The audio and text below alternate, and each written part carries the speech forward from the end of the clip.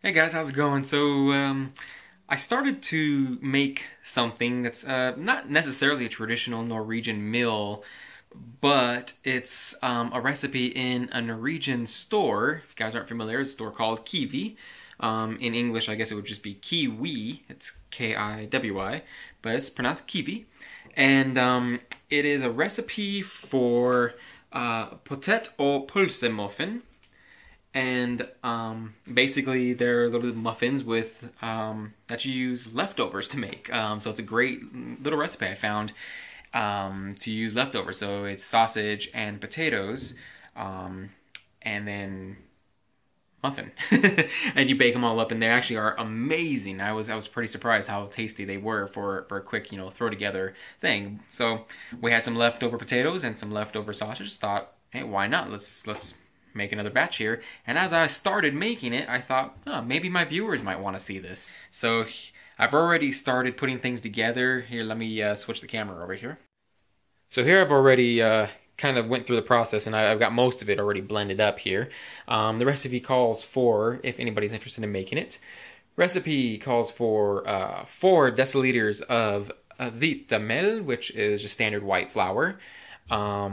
It is 1 teskje, which is like a teaspoon, basically, of baking powder. 2 deciliters of milk. There, this one here from Tine. 2 deciliters of milk, 2 eggs.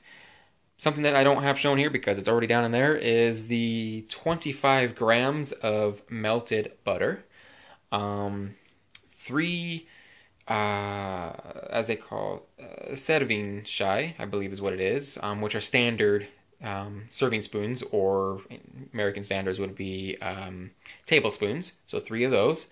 A little bit of salt and pepper to taste. 4 cooked potatoes. Now, when they say cooked potatoes, they don't mean those big old American russet baked potatoes. They're just the standard little Norwegian potatoes. So just a small amount of potatoes, diced up.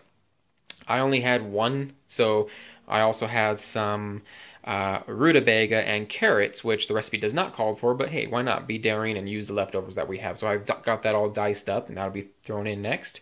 And then last but not least is 2 kjøttpølser, cut up into little bits, which basically kjøttpølser is best equivalent in the US would be pretty much the same as a hot dog, but like a beef hot dog.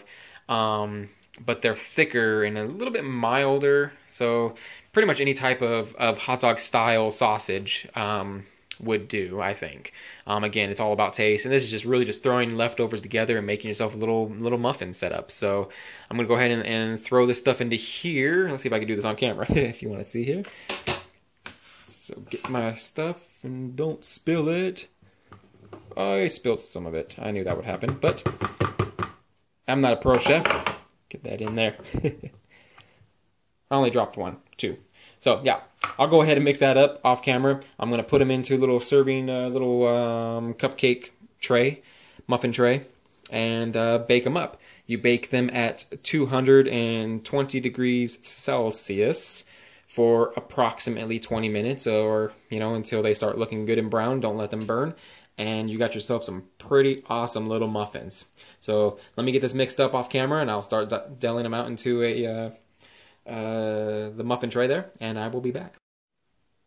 Okay, so before I throw the whole mixture into the baking tin there, wanted to show you what the kjøttpølse is. And so kjøttpølse is kjøtt, meat, and pølser, which is basically sausage. So as you can see here, this is a lot larger than a standard hot dog from America. It's definitely bigger than a ballpark.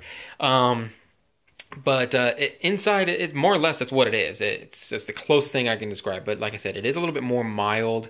It's not the full-blown hot dog flavor. So it's more of a dinner sausage. I honestly can't recall any other thing in the US that was very similar to that except for a hot dog, but I know there's other things out there. I just never really explored the sausages of America.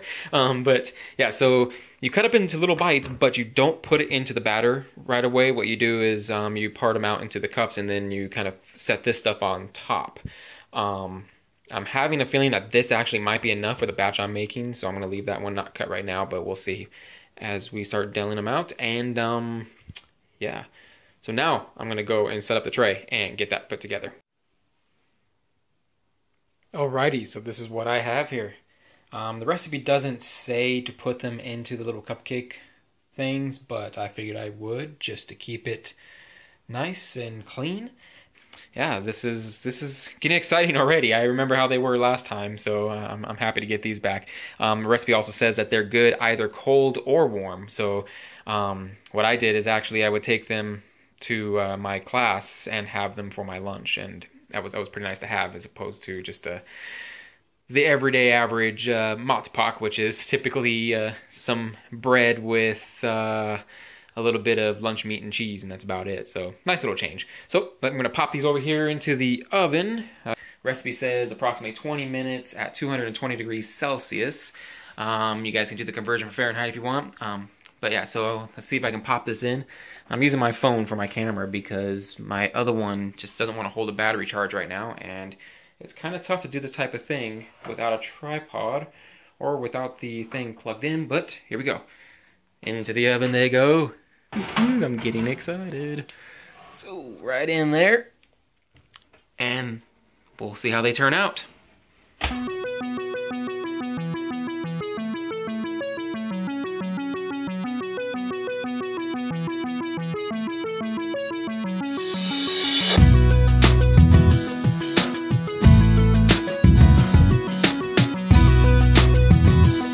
Okay, so it looks like it's time for them to come out before they get burned here. Ooh, look at those things. Get them out. Oy. Without burning myself. Alrighty. Ho, ho, ho. Look at those beauties. They puffed up quite nicely this time. So, I'm obviously going to let these cool before I do any type of tasting, but there you go. Those are the potet au posel muffins. Okay, so I was gonna wait to let these cool down, which right off the bat I'm gonna recommend, because if you don't, it's just gonna stick to the paper like crazy and tear apart. So don't be anxious, let them cool a little bit.